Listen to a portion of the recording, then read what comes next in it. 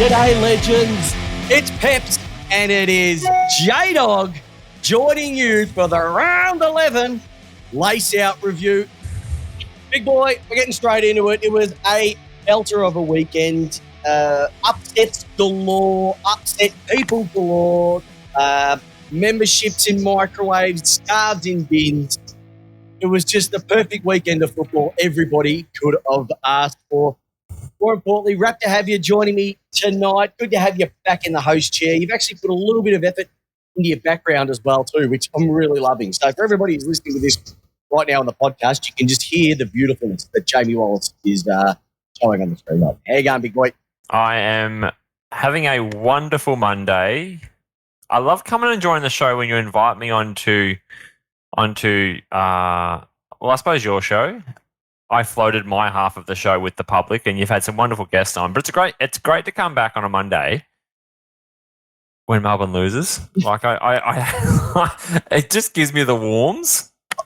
Let's be honest. For everybody who's joining us for the first time, I'm Chris Pepper, the host of the Lace Out podcast, with my co-host with the most. He'll always be the co-host with the most. He might not be able to make it every week, but when he joins us, he is definitely my great man in charge with me, Jamie the J-Dog Wallis. It's Lace Out. We've been going on for 6 years. It is going to be a massive review. We're going to go through all the topics as per normal. We're going to get straight into it. We're not even going to be fluffing around by what we did on the weekends, because if you're on Facebook, you would have seen where I was on the weekend, having a little bit of a dig at the Melbourne Football Club after their woeful performance on the weekend. And I know you, big fella, are super excited to talk about Port Adelaide and the greatest coach outside Mark Williams to ever coach that club in terms of Ken Hinkley. And I want to hear about the love and admiration you have for that guy. But we'll get to that very, very shortly. We're going to spin the magnets. We're about to go through the ladder. We'll do some around the grounds work. But a lot of it has to talk about the great games of AFL this weekend. So I reckon let's just get straight to the ladder, because there's a lot of moving and there's a lot of shaking happening on right now. If we throw this bad boy up, it is the second week of the Sir Doug Nicholls round, so I'm going to have to go old school here, and I'm going to have to go with the Aboriginal names. So we've got Collingwood at the top, one game clear of the Yatapulti, a.k.a. Port Adelaide. How's it feel, J-Dog, being that high up on the ladder? It's been a while since you've been sitting up there, top of the food chain. Undefeated, Yatapulti, so well done. We are undefeated. Well, there you are, with the Brisbane Lions and Nam, 32 and 28 points respectively. St Kilda on 28 and the Western Bulldogs on 28. Adelaide Crows on 24. And Essendon, after a great win on the weekend, what a cracking finish to that game, 24 points as well. Just outside of the 8 is Wayala, otherwise known as the Fremantle Dockers. Geelong, Sydney, and the Gold Coast Suns all on 20 points. Carlton on 13. GWS, great win on the weekend as well too. Richmond, Hawthorn, North Melbourne, and the West Coast Eagles. Soggy as always, sitting at the bottom of the ladder. Big boy, I reckon about, I think it might have been your last show. We were talking about the ladder, and we were saying it's pretty much locked in. There's not going to be any changes. There's not going to be any alterations, etc. We got that completely wrong, because there has been movers and shakers up and down. And after the weekend's games, it brought teams in the middle of the pack closer, but it still gave those teams at the top holding their spot, but not as much gap as we had previously. Right. Well, it sounds like you must have taken a leaf out of the Carlton board members' playbook. You've literally thrown me under the bus 5 minutes into the show. Accused me of setting the ladder was saying things that's not true, and then just chucking me into this. I'm pretty sure that I said there's some movement there, but what's really changed, Peps? What's changed? Oh, I'll tell you. Adelaide's in there. Yeah. Essendon are in there. They were always around there last time. No, they weren't. Geelong was in there. Sydney was in there, and Carlton were in the 8. Yeah. Last time you were on the show. So a lot of things have changed. Look, let's be honest. It was the round of football that we had. Upsets galore. It was a football tipping nightmare. I think I still got 5. And I got one of those because I didn't even pick anyone. I've seen lots of 3s this week. Been lots of threes. And there was actually 3 7s this weekend, interestingly enough, which we'll get into. Don't know anything about football. All right, let's have a look at it. Just from the top here, Collingwood, safe. Your mob, Port Adelaide, are you happy with the way that they're going at the moment? Do you still see them locking in a top 2 spot? If we don't lock in a top, I'm not saying that top 2, but top 4 from here, I think that's unders for us this season. Okay. Brisbane Lions. Yeah, around about. My mob, Nam, aka Melbourne, in 4th. Let me just say this. If they don't pull their proverbial fingers out of their proverbial bunghole very, very shortly, they will be scraping for a spot in the 8. Everyone knew it was coming, Peps. Like, literally, everyone. I get private messages. I get everyone sliding into my Insta, my TikTok, my Snapchats, my Facebook. They're all telling me, J-Dog, you are 100% on this. Melbourne have played nobody, and when they do, they will fold quicker than a bride's nighty. And it's true. Understandable. St Kilda, they're folding pretty hard. Western Bulldogs are climbing pretty hard. Yeah. Adelaide Crows and Essendon. Interesting. Essendon, great win. And we'll worry about the rest of them later on, but it's going to be interesting heading into something that I don't really like. Where's West Coast? Where's West? Same where they've been for the last 3 years, mate, down the bottom. Got that one right then? Yep, got that one right. And North. Stiff. Okay. Craigie Jones. We've got to love Craigie Jones, if everybody doesn't know. This is from the Portraits podcast. Great. If you're a Port Adelaide supporter, just Legend. like the J-Dog is absolute superstars. Just checking if I was okay after my rant on the weekend. Yeah, I'm feeling a lot better now. I've had a lot of time to think about it, and I wouldn't take a word back. I've got a question, Peps. Yeah. I sent you a request to join you on your live, and you didn't. You just flat out rejected me. I was like, "Come on, I'll have a bit of a chat to you. We'll do a live together." No, you don't interrupt me on the lives. When I rant, you do not. Now, if you want to have a chance, everyone get on to look me up, Christopher Pepper, in the on the Facebooks. Why 2 rants this week? Pardon? Why 2 rants? Yeah, look up Peps on Facebook. I was that upset after what they served up on the weekend. I had to do 2 rants. Do people just look at you? They look at me and they go, "Thank you for the rants. We've missed these." People love the rants. They do love the rants. They love the rants. They love it. So hopefully, if we beat Carlton this week, there'll be a rant. If we lose to Carlton, it could be I reckon the weekends was the biggest meltdown rant I've ever rolled out. The weekend, if we lose to Carlton, could be the ultimate. I might even have to microwave the Grange. That's how bad it might get. It could get that bad. Yep. Look out. Hey, J-Dog. Yes. Let's go and spin some magnets, big boy. And I think I want to give out some. I want to give out some votes straight away. Do you mind if I do that? Yeah, go for it. Go for it. Are you there, Andrew? 3 votes. All right. Let's go with some votes. First and foremost, upset games. Or just upsets galore. We spoke about it a little bit earlier. I reckon, was it 5 out of the 9 games had upsets? Yeah, you call that. Yep. 5 of the 9. 3 of those games were 7-point margins. It's great. Yep. It was a tipster's nightmare. And it was great for footy. Yeah. It was just great for footy. We love it. Regardless if your team won or lost, that's what footy's all about. It's funny, though. All the teams at the top of that were losing. We're really hoping that the teams around them were losing so they wouldn't lose anywhere on the ladder. It was actually quite good to see. Yeah, teams didn't really move up or down, did they? Because everyone else lost around them. But what happened was their buffers that they had of maybe 1 or 2 games buffers shrunk. Yeah. That's part of it. Look, I've given this guy a bit of stick over the years, my friend. Look, I've called him Jordan Donuts, Jordan de Gropey, Jordan de Gooey. But Jordan de Goey, how good is it good? How good is it to finally see this guy really stringing games together? He was immense on the weekend. He was. I didn't realise his power that he had out of the contest and the speed that he can actually drive, especially in the first 10 to 15 metres. He's actually quite quick-footed. The way he brings his teammates into the game as well is something that the look at me players don't normally do. That's why they look at me. But he's look at us, and I'm really loving what he's delivering. He had 35, 10 inside 50s. He had a goal. He had 6 score involvements. Dominated the coaches' votes across the board. He's putting together a really nice all-Australian calibre season, and I'm willing to put my hand up and say, Jordan de Goey, I'm impressed by what I'm seeing with you at the moment. So thank you very much. I also have to give out a vote. A vote's out to Steel Sidebottom. 300 games. Look, it takes a special type of player, Jamie, to rack up 300 games at a particular club. And there's only one person on this podcast that's done that, and it's not you. So I know what he's been through. Look, hey, the guy can't drive for shit. But to play 300 games for Magpies, absolutely sensational. I think he becomes the 4th player at Collingwood to do that. I think. Maybe the 6th. One of the 2. But anyway, I'll also have to give a hands up to Mr. USA himself, Mason Cox, playing his 100th game. And I will say, the night that they beat Richmond in the prelim, when they got coxed, was one of the best nights of football ever. When you have 90,000 people cheering, USA, USA, it was absolutely sensational to just see the tears on the Richmond supporters' faces that dribbled down the side of their faces. So congratulations, Mr. Cox. And also, my love child, arguably, the GWS's number one player ever, Toby Green, playing his 200th game and just turned it on with a casual four as well too. Look, they challenged him when they made him captain, and he's just become a far better player and a leader as well too. And the Giants are tracking very nicely under Adam Kingsley as well. Yeah, I agree with all. Yep. Any highlights for you? No, not really. Yep. I mean, it's just a drama. It's a drama of the AFL, mate. It's a drama.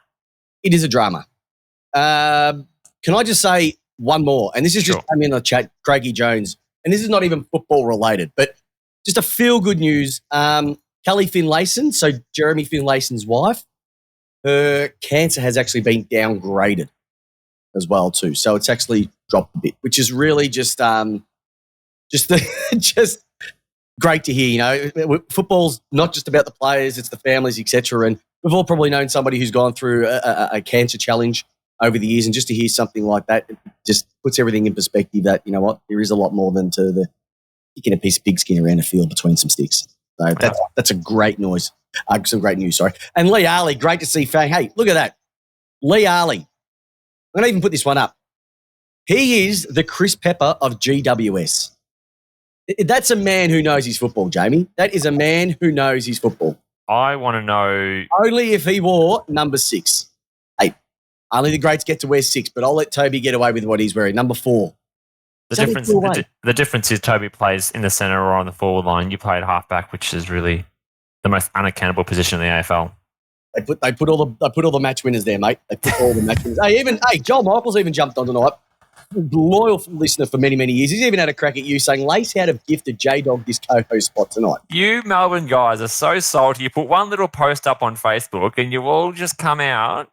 You just all have the salts going on big time. Right, we have the salts, but that's how we feel, and we're going to stick with it as well too. Hey, yes. We've got to do it. We've got to get Ron out. Haley off, Ellingworth on. Bloody weakest piss. All right, this one's been going around. We've been talking about it quite a bit. How about Carlton? Like, if you're not a Carlton supporter, you're laughing right now, aren't you? Because it's completely paper bags. If it's not pokies, it's something else. And for people to have a blower in the rooms after the game on the weekend, to the point that somebody who's been on the board for many, many years has pulled the pin. The knives are out, mate. The knives are out for the board. The knives are out for the leadership. The knives are out for Voss. And I remember you telling me last year with Vossi, and it might have even been a couple of boys from Fortress, telling me about Vossi and how much of it probably was a mistake for bringing him on board.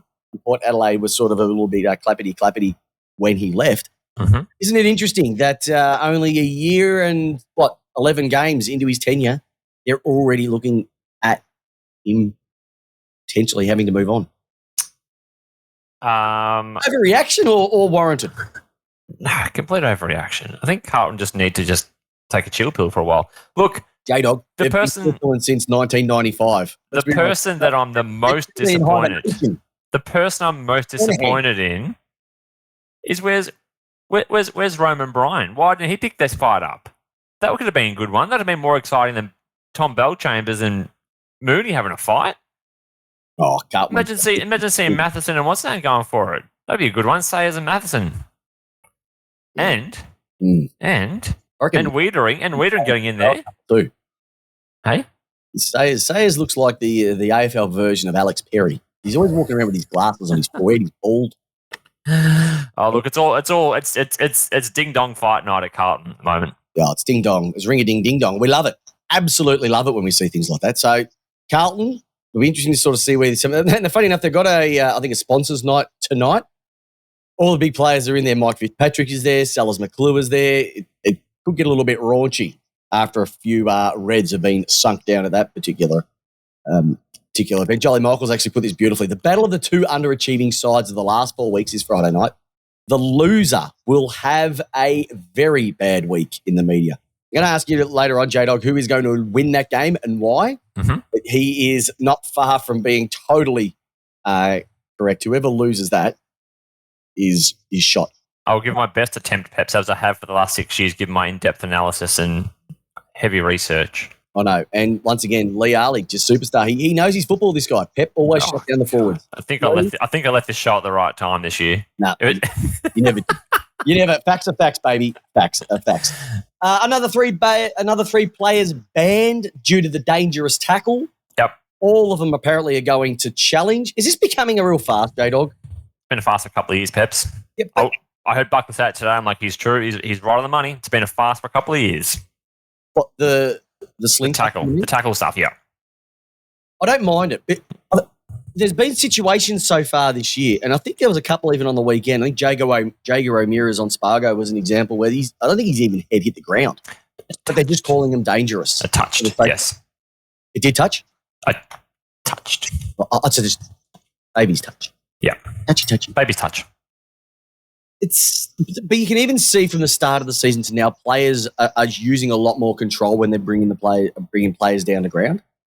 But I think it's the 18 players so far who have been up tackling have not got off. All right, Peps, tell me this. I don't agree with it. Every year, we sit here and we say, how good is the umpiring in the first 3 rounds of the AFL? Every year that we have done this, what goes wrong?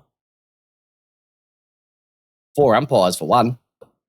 But every year we go, they've got this right this year, they've got this right this year, they've got this right this year. We get 3 rounds in, and it just goes to shit every season.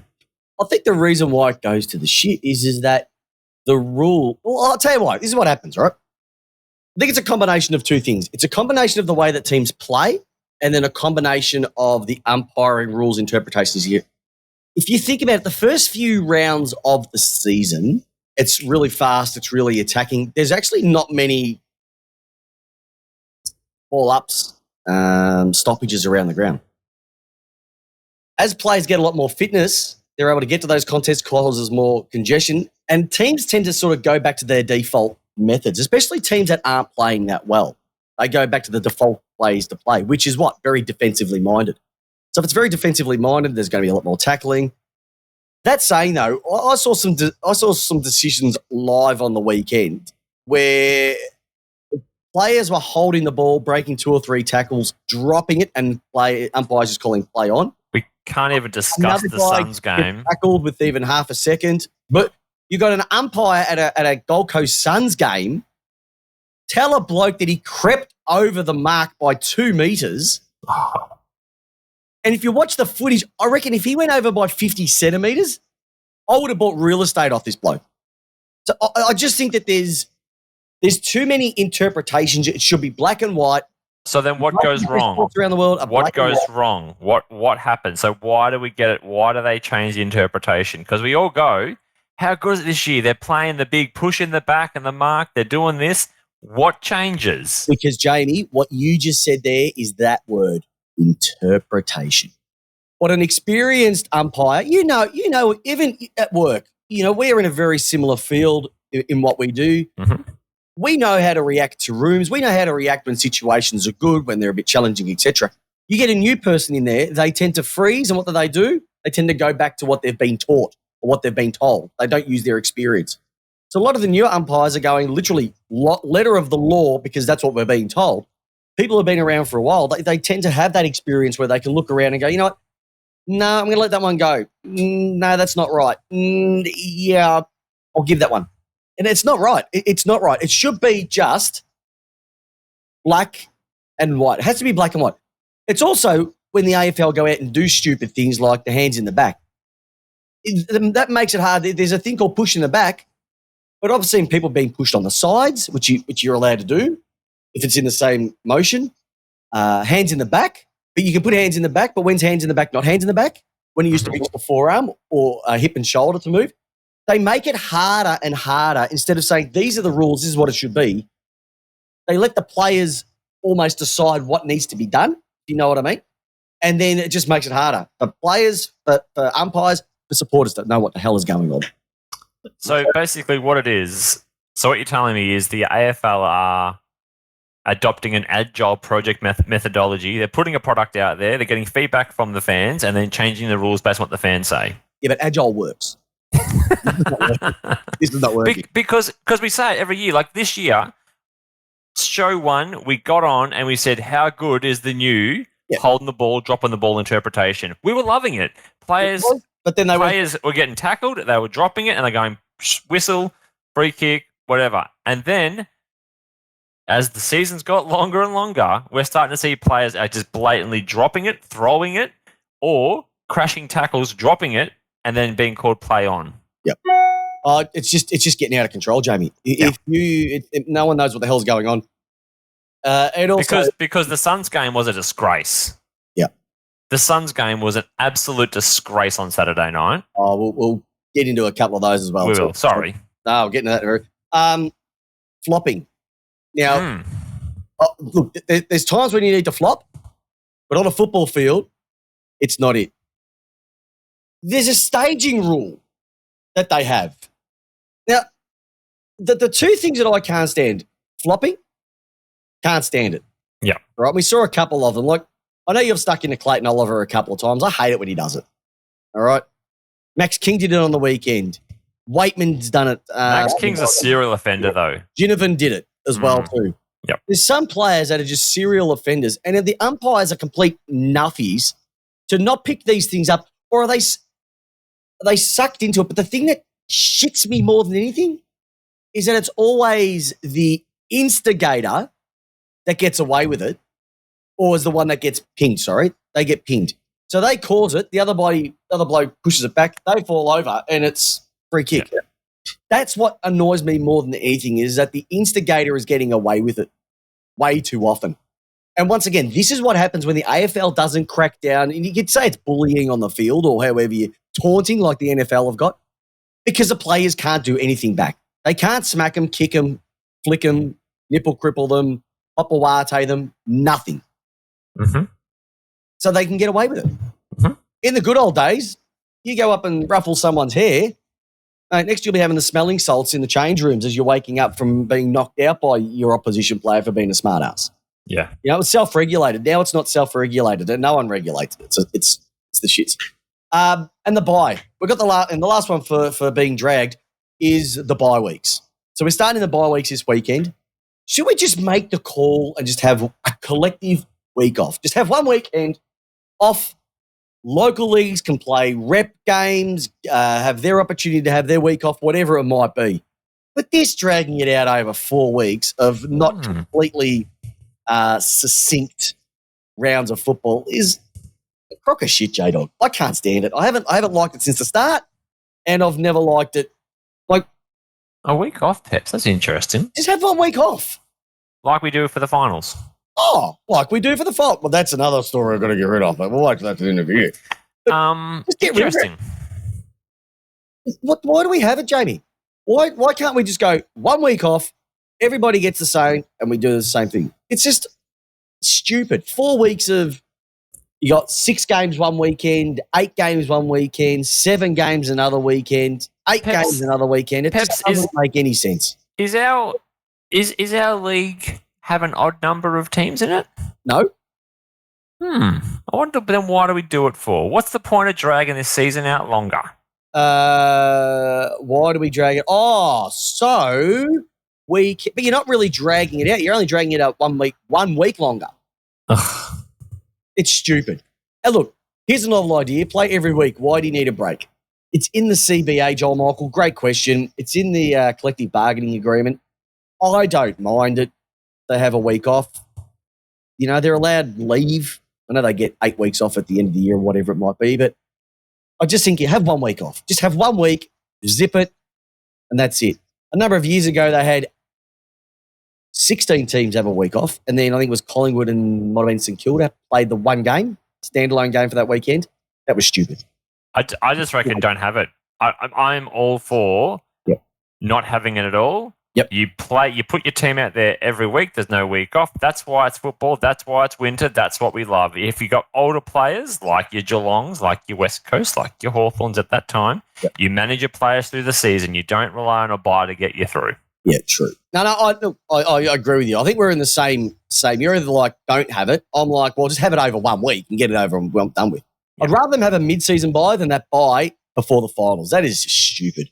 Total overreaction by the AFL and just sucks the life out of it. We've just got to get rid of it. And so if Andrew Dillon comes in, can you please get rid of that pre-finals bye? Please. It does nothing. Absolutely nothing. The concept of the game. Craig Jones, remember when players used to have a second job? Heaven forbid. Yep. Some of them had to. Yeah. Times have changed, and they've got a lot more fingers in the pie as well too. Hey, J-Dog, rising star this weekend. Did you know there was a rising star and he was from the Fremantle Football Club? Can you tell us anything about a gentleman by the name of Jai Amiss? No, he just kicked a few goals, did really well, and has sexy hair. And okay, well, I'll go into a little bit more depth than that. Yeah, do that. He's been awarded for his outstanding performance in the Dockers' Round 11 victory over the Melbourne Football Club. Kicked 3, didn't he? AFL Rising Star nomination. Kicked 3 goals in one of his best games yet for Fremantle. Upset 7-point win over the D's. Let's just say, if you're a Melbourne supporter, Joel Michael will know this. Tory, I saw the beautiful Tory on the weekend as well too at the game. It wasn't an upset. We knew it was coming. He had 14 disposals, 6 contested, 3 tackles, 336 metres gained, 2 goal assists, 6 score involvements. What more could you ask for? 4th win on the trot for the Dockers, and they are playing some pretty good football. And they've got a ripper. I remember speaking to the boys from the Purple Rain, the Duck from Purple Rain podcast, and he said Jai Amiss will be an absolute cracker this year. And by jingo, by crikey, did he get that one correct. So there is your rising star for this week, J-Dog. All right, journey to the draft following our player, Jacob Grant, played against the Eastern Rangers on the weekend. Very narrow loss. Didn't really do much. Bit of a quiet one for the young fella, so he's going to be bouncing back with another game this week. So it's getting closer to the national titles. Fingers crossed he's going to be playing for big country this year. So we'll be there with the great man Jacob Grant following his career all the way up to draft night. All right. Hey, J-Dog, what's one of your favourite segments that we love to roll out here at Lace Out? The wrap-up. Besides the wrap-up. The news, Peps. No, it's not. It's this one. Here comes the money. Here we go. Money talk. Here comes the money. Money, money, money. Dollar, dollar. Dollar, dollar. Ching, ching, ching. Are we here already, Peps? We're talking money already. Yeah, I gotta love it. Dollar bills. So, a lot of contract news to come out of tonight as well, too. Rumours, innuendo, etc. Rightio, let me plough through a few of these. Jack Billings from the Saints looks like he's extremely gettable. The pick 3 of the draft he was in, not getting a game at the moment for St Kilda. Would you take him at your club? Absolutely not. No. No way. No way. No. It's a hard no. Yeah? No, that's way too loud. All right, is that better? That's better. Way better. All right. No, absolutely not, Peps. Absolutely not. Wouldn't take him? No. No. All right. What does he offer? What does he offer? Not much. Slow, a midfielder who can't run, kick, break packs, and small. No. No. 2 clubs, Essendon and Gold Coast, looking at James Jordan for the D's. I wouldn't like the guy to go, but he's played 8 games this year for the D's. 4 of those has been the sub. That's not good. He's been on your list for 3 years now? I think it's been 3 years. Yeah. Played in every game the year that they won the flag. Premiership player at the D's. Yeah. Very interesting. Sam Flanders might be looking somewhere else as well on the radar of rival clubs. I like Sam Flanders. I don't know what it is, but I'd hate for him to go and go anywhere else. But, yeah, a couple of clubs looking at him as well, trying to get him back to Melbourne as well too. Apparently, St Kilda are looking at Paddy Dow. Hang on, let's stop there and talk about Paddy Dow. Yep. Yes or no? No. For St Kilda? No. Still not for Saints? No. Interesting. No. Saints need to move on from recycling players. They don't have a good road. They don't have. Mate, if he can't get a game at Carlton, what's he going to do at St Kilda? Well, he could probably go down there and help Marshall at the back line. Shore him up a little bit. I don't know. I don't think enough. Forget about him. James Harms looking at Gold Coast and Essendon are having a bit of a nibble at the premiership player. Very gettable.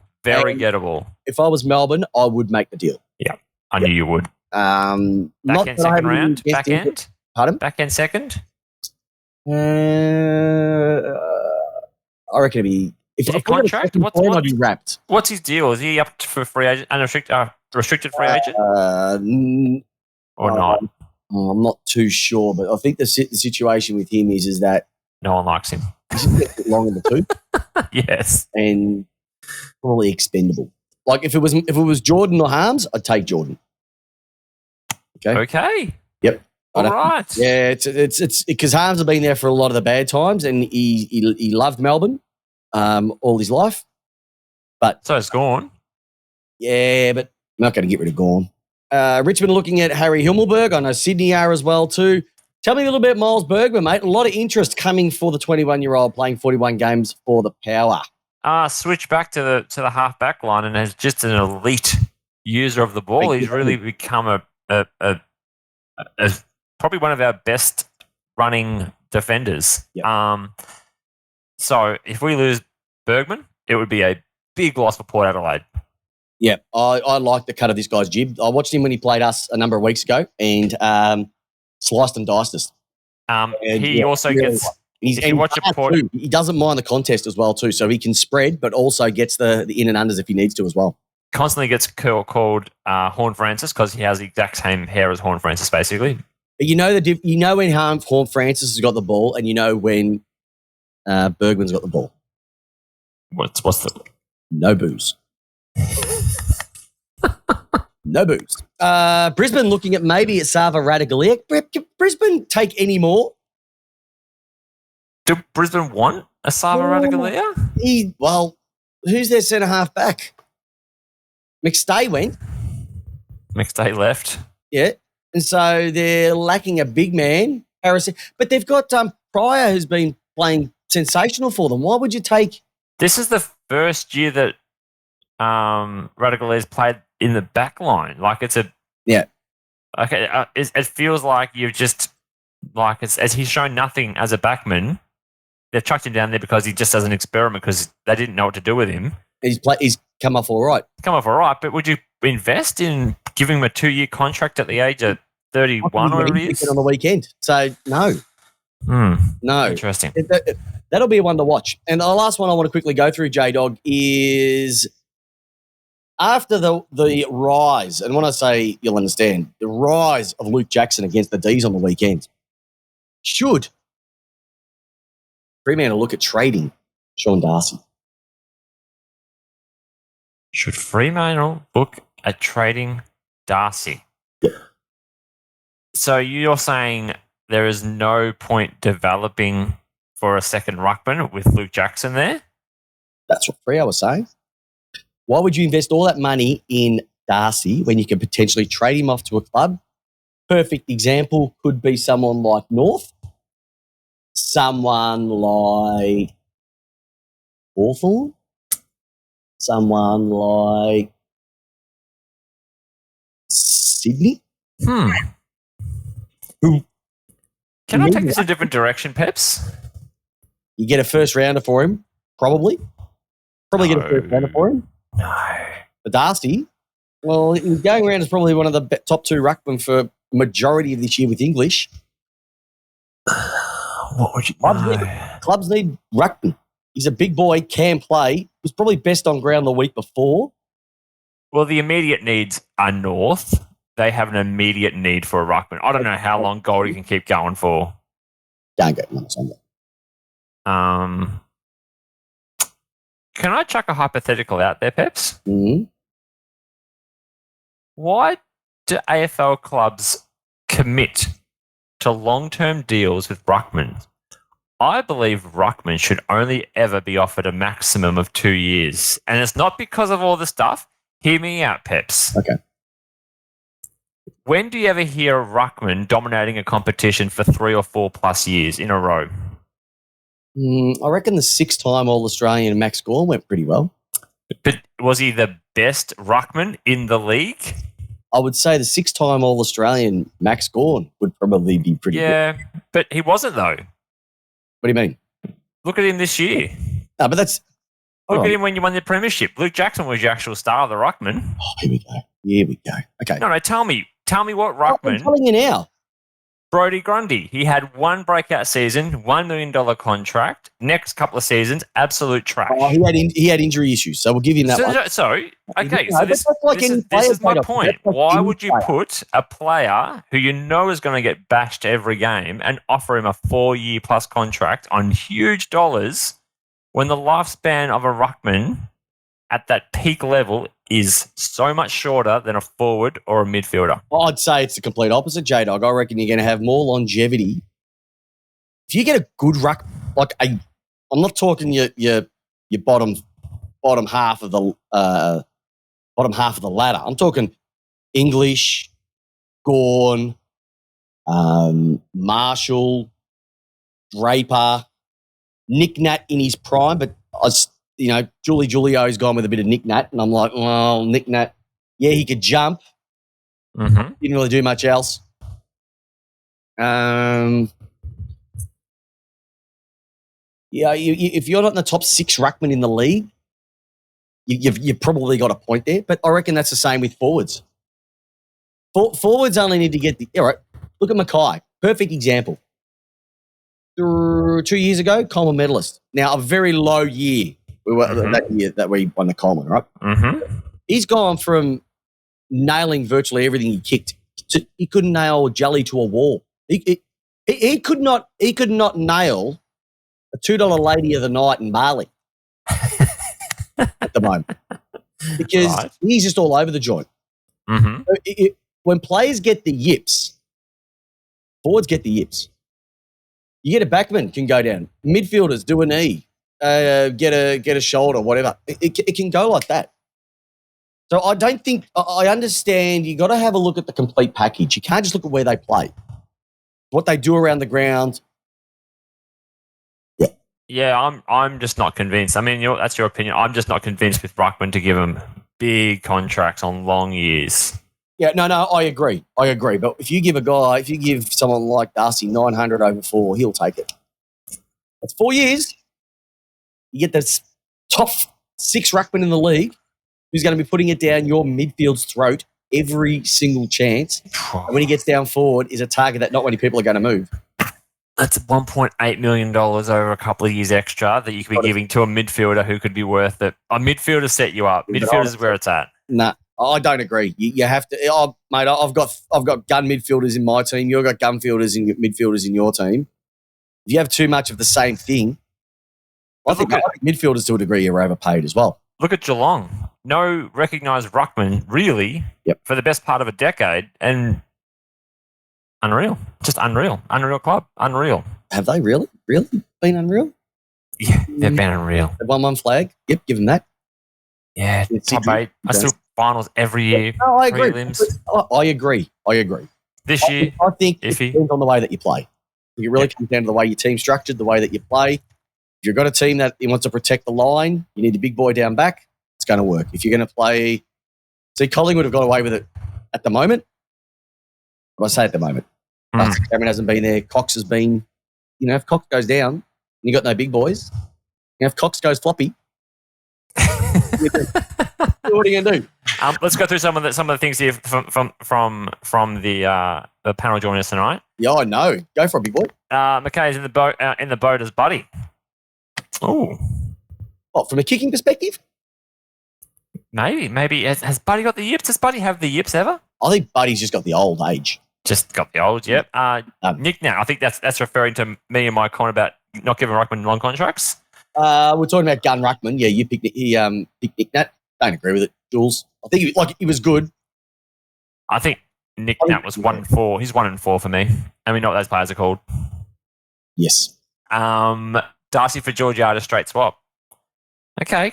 I like it, Craig. No. Talking about getting rid of Georgiades. I would happily trade Georgiades if we got something back, yes. Straka? Hey? Straka? Yeah, I'd take Petrarca every day of the week. Yeah, that's why not going to happen. Come on, J-Dog. Port one of him as a defender. Talking about Miles Bergman. Actually, Bergs has looked good because like Joe. Yep. Look at Corn Francis. Very good. Update your final 8 as of now. We will end the show. Right. And Donna, we will take him. We need all the help we get. Fair enough. Yep, fair enough, Donna. Great to have you on board as well, too. Donna J when she just gives it. All right, big boy. Let's time to go back and have a look at the games and check out the scoreboard. And it all kicked off on the Friday night game. Sydney beating Carlton. I picked Carlton for this. I thought they were an absolute Monty. And that's when Upsetville started. Yeah. In your expert opinion, where's it going wrong for Carlton? I lost by 26 points, and when kicking 6 goals, 15 is not going to. That's one of the big issues that they've got. But where is it all going wrong at the moment? Putrid kicking, which is an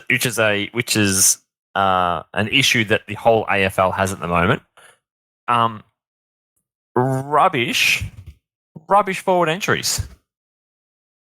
They're not very good forward entries. They're not setting the club. They're not setting up the boys for success. They're pretty rubbish.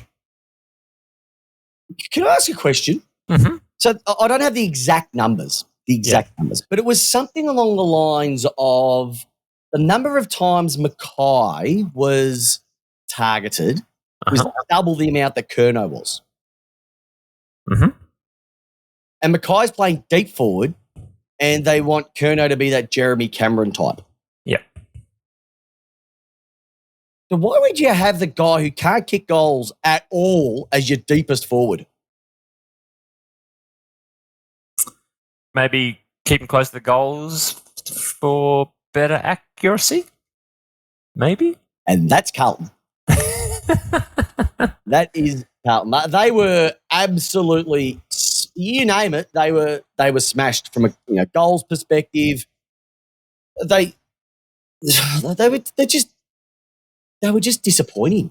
The skill level, I think that was the thing that caught my eye, is that the disposal efficiency of some of these players that were running around last week was. Well, can I go through some? We go. Please do.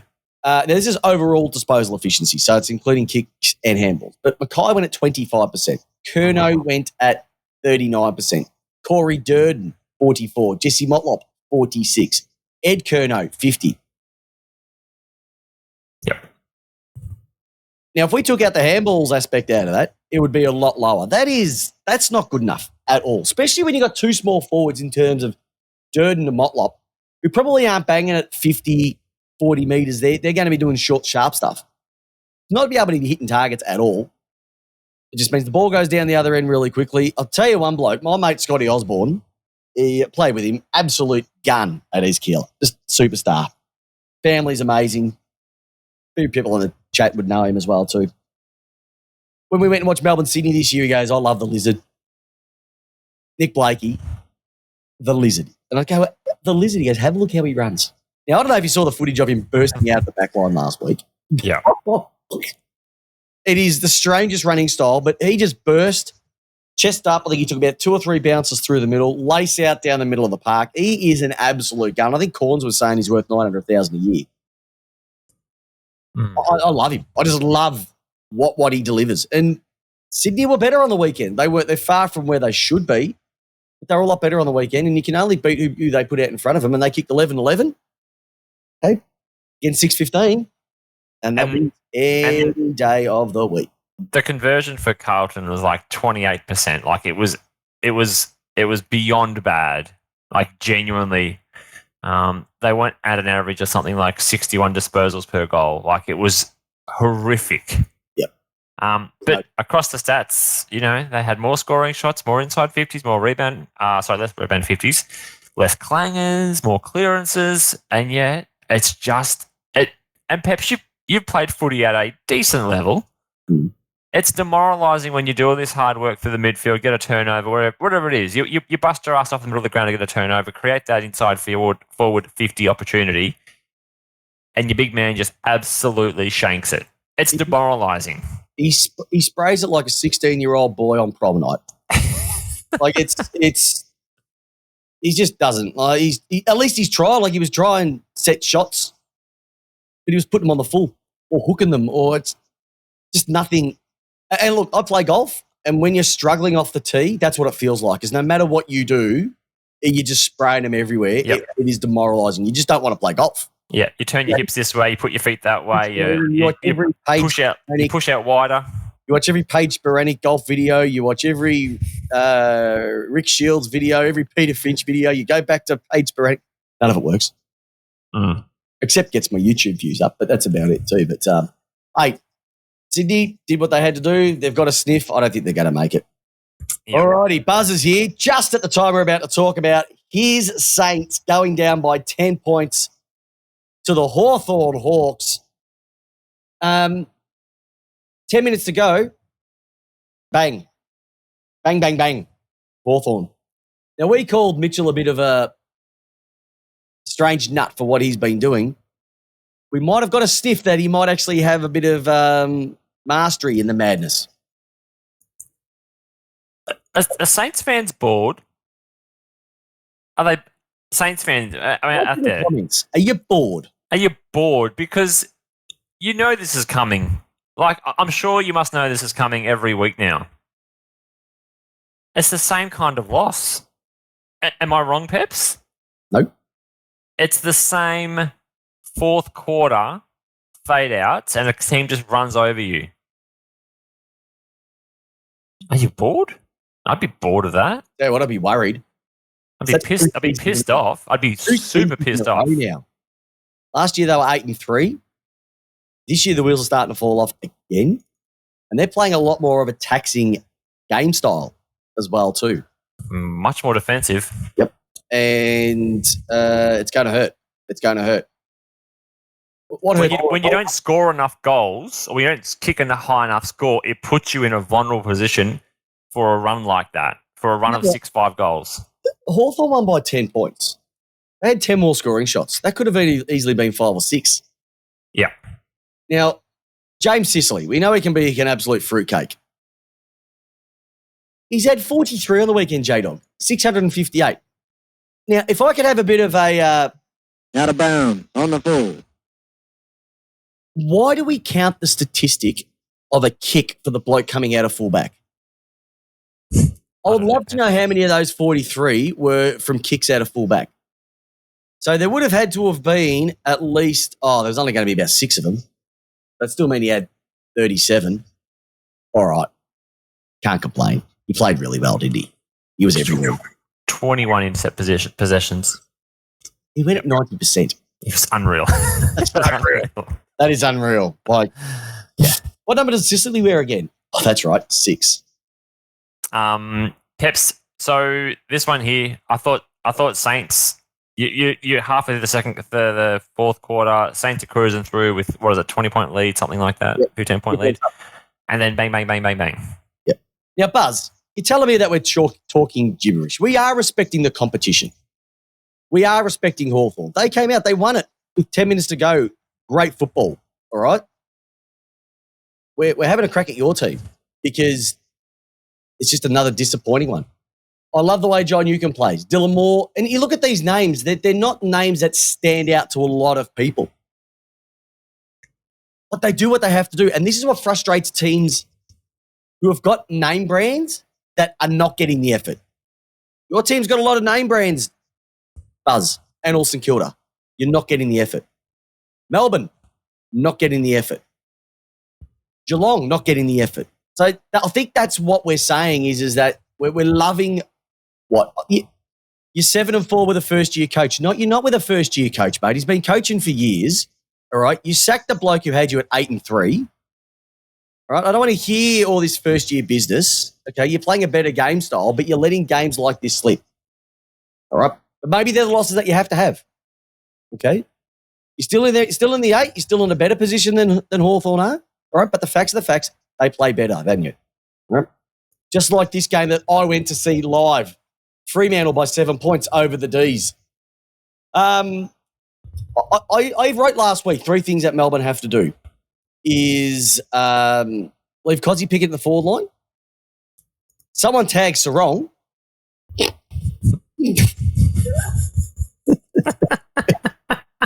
And put someone back down to help the big back Lever and May. Guess what Melbourne didn't do? Melbourne didn't leave Cozzy in the forward line, and when he did, he looked a little bit dangerous. Nobody bothered to tag Sarong at all, and he just ripped us at a complete new one. And people are saying, Lever and May are having the worst season at all than they've had. It's because they don't have the third big tall down to free up Lever and May. So it's Melbourne's own fault that they're causing this.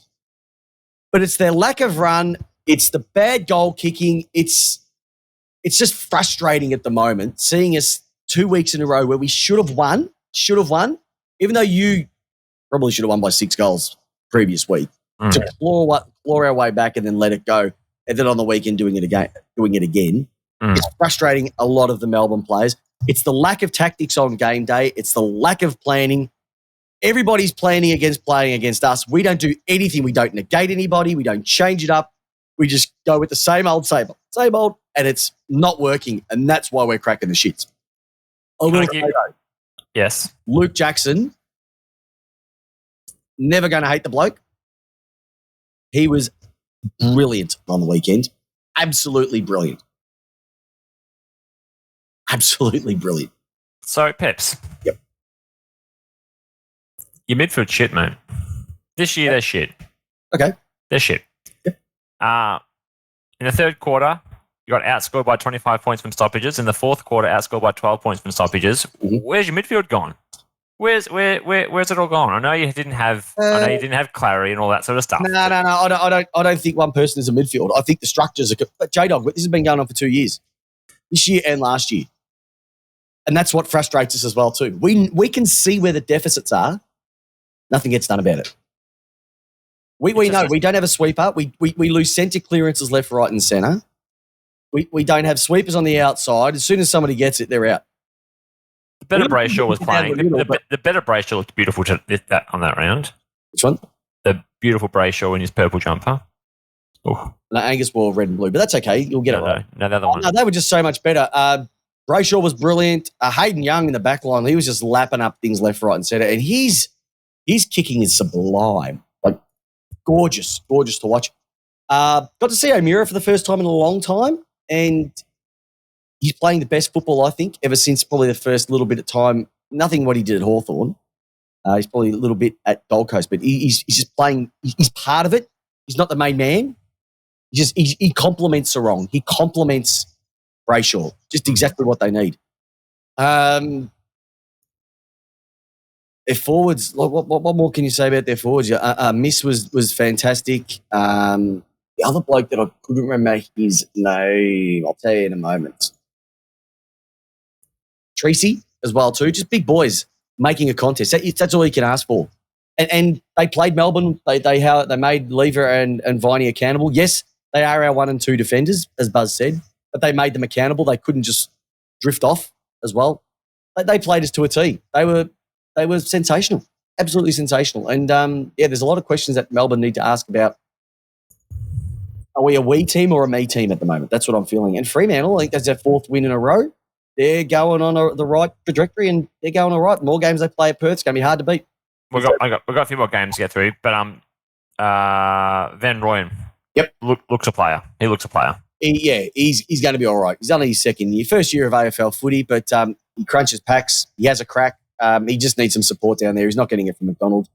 He's not getting it from Ben Brown. That's something that Melbourne definitely need to look at as a second key forward. They've got a young bloke called Jefferson in the twos, but he's a couple of seasons off. He's just too thin. Like, he's thinner than you, Jamie. And that's thin. GWS, great win against the Cats. They don't fear the Cats down there at GMHBA Stadium, do they? Unreal. Yes, no, it's true. Unreal win. Probably one of their biggest wins in the last 2 seasons, if not 3 seasons, actually. It was a win I reckon people could see happening, but they think it would actually happen. That makes sense? Yeah, no, I get what you're saying.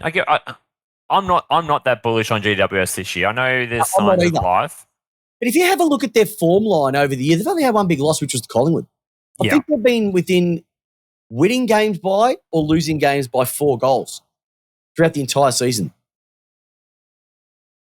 Yep. Yeah, that's true. I still didn't just see Geelong losing at the Cattery though. No, I don't. But I just, mate, there's just something about that Adam Kingsley team at the moment. They're just, like I said, Toby Green. I can tell you what it is. It's the G-Man. G-Man? Who's the G-Man? Toby Green. I love it. He's everything. He's everything to that club. He is everything as the same as Dusty is to Richmond. He's He is more. everything of that club. He's more. Probably, he's more. I He's agree. their best ever player. I know they reckon, will Dusty be their best ever player at Richmond? Probably. Go down top. Probably most accoladed. But Toby Green, Whitfield, best game ever. What's he wear? Number 6. You see where the numbers are floating in as well too. Connor Uden had his best game for the club as well too. They just all their players did what they had to do, and they were good. And but it almost shows that if Cameron doesn't fire, Hawkins struggles a bit, especially this year. He's been struggling. Cameron doesn't fire. And more forwards, like Stengel hasn't been there, Close hasn't been there. Like the ones that you look at them and go, crikey, they're everywhere. They haven't been there like that this year. So they've had some injuries. I know they've had an injury, but they weren't even close on the weekend. I guess 7 points. They did rally with the last couple, but outside of that, they had him on toast. Yeah. They had him on toast as well too. Do you know who I missed? Tommy Roker, because Ted said he would be Chubbs Farquhar tonight because the Gold Coast Suns. What a cracking win over the Doggies up there in Darwin. Did you pick it? Yeah. No? God, no. 13 goals. 6 great Did kicking. you? Didn't pick it. Wasn't surprised. I didn't pick it and was Oh, surprised. no, I reckon up there because of the heat factor. But they've been playing good football the last few weeks. They've just been a little bit stiff with a couple of the results.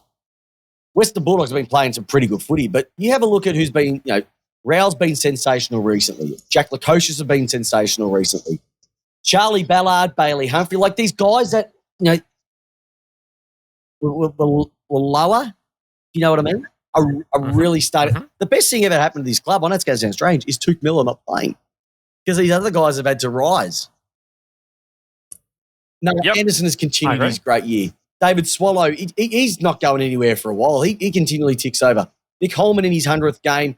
Like just all these guys, they just did what they had to do and they ground out a wing. Matt Rowell, he's bursting out of packs now. He's bursting from stoppages. Like, geez, you got to remember, he's only into his 4th season, this guy. He'll win a Brownlow. I'm convinced he'll win a Brownlow. And the Dogs stands out, not just because he's a redhead. He's a brute. He's probably, yes. He's there for a while anyway. The Suns, full snaps and claps to them, resilience, because they got within 1 point of being overrun, and we would have seen games last season, the last 10 seasons where they would have overrun that. Yep, exactly. But they held on. They held on and they won. We were talking about efficiencies with Sicily. Raoul went at 72%, 29 disposals, 700 metres gained. Chucking a goal as well too. Chucking 8 score involvements. Throw in 7 tackles. What do you get? BOG by the length of the Flemington Straight. And I know this is a term that I've stolen from Nathan Buckley, but to have that sort of efficiency from a player who plays in the small circle, if you know what I'm talking about, from around, to go at 70% from the small circle as a breakout player, that's pretty unreal. It's mint elite. Could even be better than Pendles. Does Raoul have a background in don't think basketball? So. He has more about grass consumption. Choose the grass. Okay. I'm not talking about the Bulldogs. They've been playing some good footy. When you go down by 7 points up there in the heat, If they haven't got the bye this week, it'll be interesting to sort of see how they recover. Teams don't usually recover that well after playing in Darwin. Poor bastards. Ballarat 1 week, then up on the plane up to Brisbane the following week. Perfect Monday, gorgeous the next. Rough. Really quick game. Essendon thumped West Coast. Look, even though West Coast were beaten, they seem to have been changing the way that they've played the last couple of weeks as well too. So they're far from being impressive, let's be honest. Essendon did what they have to do. They will play finals. I can't believe I'm going to say this. They will play finals. Like there's draws softer than my waistline for the remainder of the year.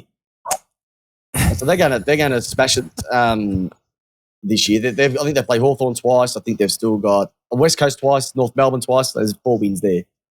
They're doing everything that they possibly can. They're just doing everything. Do you know what? Right. And West Coast, let's just talk about. Shannon Hearn went at 100% disposal efficiency at 27 disposals, including 8 rebound 50s. Isn't that amazing? And 100% efficiency. Yeah, Mason Redmond went at 93% for 31 disposals and 591 metres gained. And Jaden Hunt, like one thing that Melbourne could use right now is a bit of speed on the ball. Probably his best game ever. 34 touches, 684 metres at 82. Good on him. He's having a career. Good on him. Well, Essendon this year are very, very efficient. They don't waste the ball. I think that's one thing that Scott's brought into the club is don't waste it. When you get it, don't waste it. Simple as that. And they're not wasting it. They had a hard start to the season. Now the fruits of their labour are going to pay off. Hey, let's talk really quickly about your mob. Port Adelaide against Richmond on the weekend. It was a 10-point win.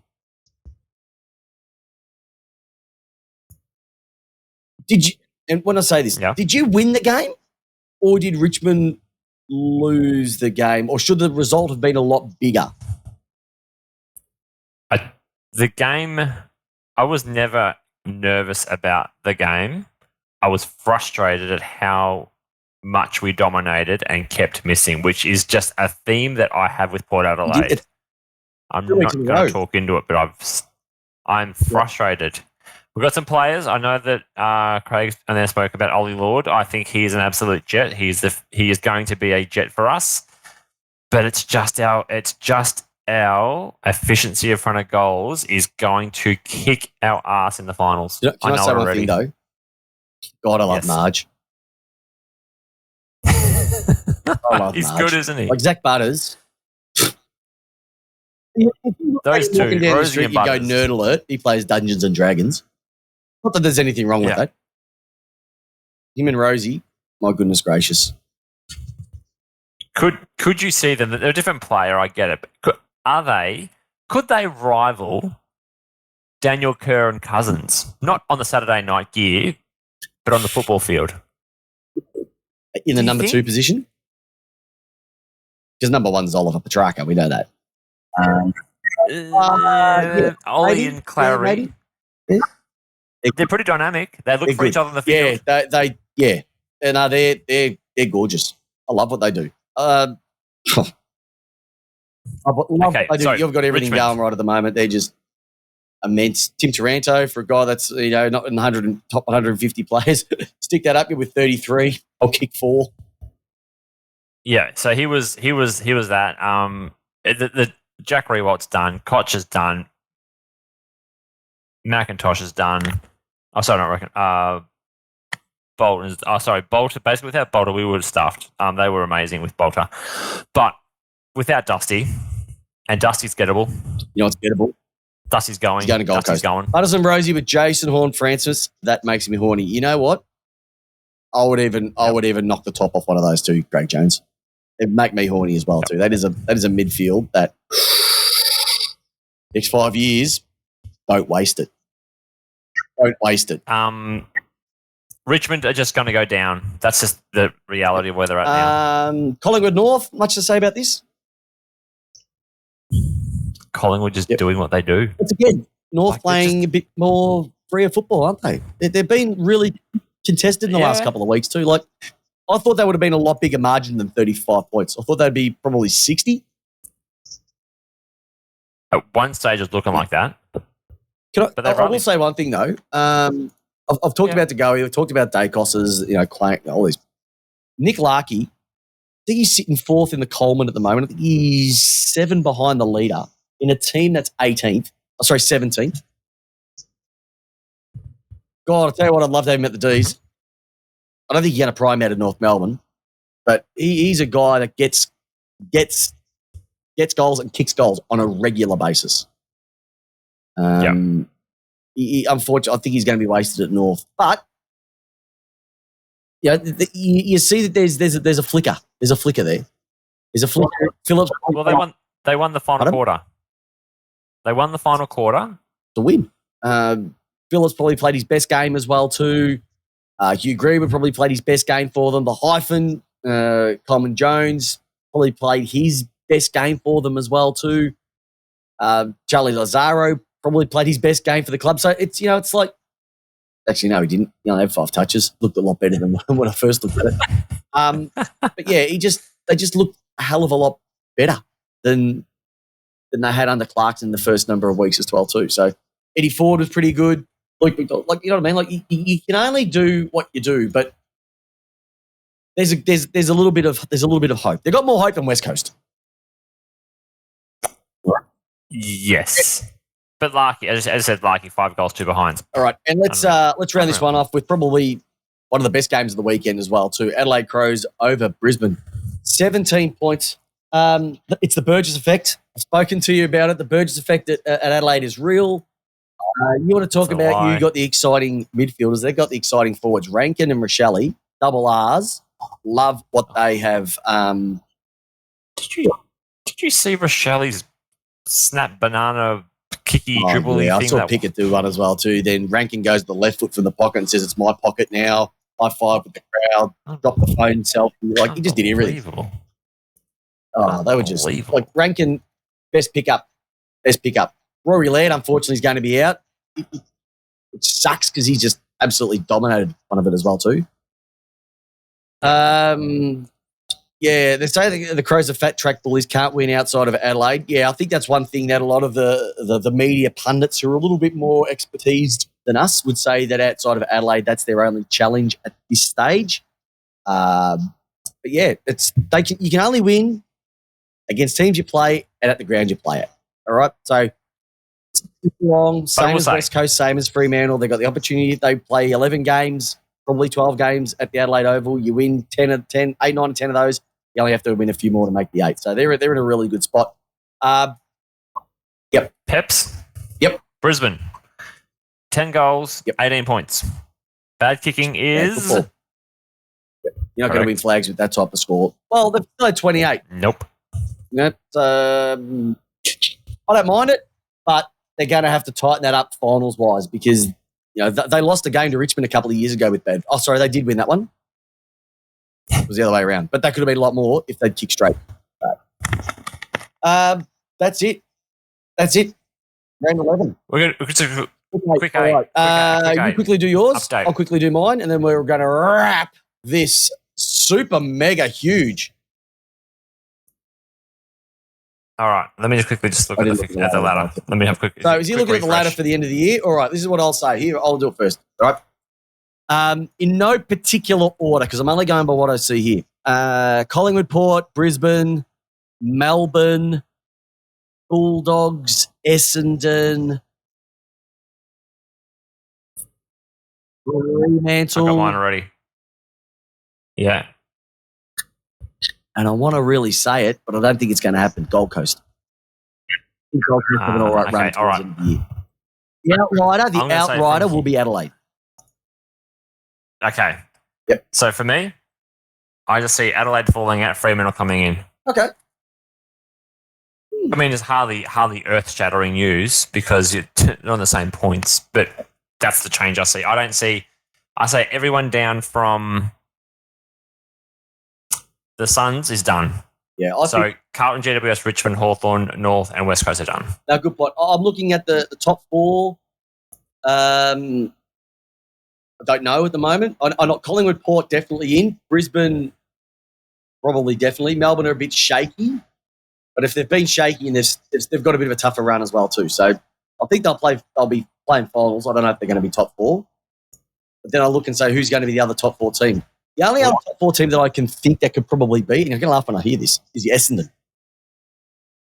Because of the run that they have, they win 3/4 of their remaining games. They're top 4. Yeah. Just because now that could be a bit of a false economy in terms of they'd probably get blown away by Collingwood and whoever they play against. That's nothing against Essendon. Don't get me wrong when I say that. I'm not putting them down. But I just think that the run that they've got to be 6-5 at this moment in time, that could easily be 14-9 by the end of the year. Another 8 wins. I'm pretty happy with that. Pretty happy. You know what else you're going to be happy with? You're going to be pretty happy with Lace Out being the greatest number 1 AFL non-club affiliated podcast. Hey. Any question? Comms, Buzz, can you just explain how an umpire has a free kick for tackles if the tackle is deemed dangerous for the children? No. Buzz, you missed the start of the chat. We don't understand it. We don't understand. The tribunal does things. The umpire has a free kick on the field for something that's good. The tribunal sees it, thinks it's dangerous. The player gets 1 week. That is 2023. When it comes to interpretation rules and anything related to umpires, there's no cash here. Here, there's no cash. All right? Cash, no. Robbo? No cash. no idea at all, Buzz. No idea at all. Really quickly, games that you're looking forward to this weekend, J-Dog? Anything that's sort of catching your eye heading into round 12 of the AFL season? Ooh, yeah. This week I'm looking forward to... I think you guys have got a good game this year. Oh, you got Carlton first on Friday night. That'll be a good one. That'll be interesting. Just for me, it's more just the storyline out of that one. Yeah. Look, I think Carlton got that many injuries. I think Pitnet's gone out. I think they're going to have like 5 or 6 changes from the game on the weekend. So it's going to be tough for them. Probably, okay, I'm looking at either the Suns and Adelaide Crows. Yep. And that's it. Actually, another game I'm looking forward to What's that one? is Western Bulldogs Geelong. Second best game of the round. I want to see what Hawthorn do against your mob. Can you imagine if that happens? Kentucky. Hey, everybody who's joined us on the chat live, you have been absolutely sensational. Cracking questions. Every single week we do the show because of you, so thank you very much. Everybody listening to us now, thank you very much. Hey, if you haven't shared, told your friends, your mum, your auntie, your cousin, your brother, everybody, your mistress, your lover, about us, you're doing something wrong. So give us a review, give us a like, tell everybody about Lace Out. It's the greatest podcast. Sorry we've gone long today, Peps. I'm sorry, everyone. But hey, when you got the great man joining us again, Jamie the J-Dog, why would you want to go early? We've just got to stretch it out. All right. So J-Dog, thank you for joining me again. We love to see you back on the tunes whenever you can. So thank you very, very much. The listeners, have a great week. But one question and one question only. Shout out at the top of your lungs, everybody. Jamie Wallis, co-host with the most, my brother from another mother. How do you want your footy? I like that. Lace Out. Like my ladies. Hey, and by the way, if you haven't, get on the TV show called Jury Duty. It's an absolute corker. Have a great week, listeners. See you, listeners. Thanks for listening to the latest episode of Lace Out. Head over to iTunes and Spotify to subscribe, rate, and leave us a review. And remember, join us every single Tuesday night, 8 p.m. Australian Eastern Standard Time on our Facebook page with yours truly, Christopher Pepper, and the co-host with the most, Jamie Wallace, giving you your footy how you want it. Lace Out.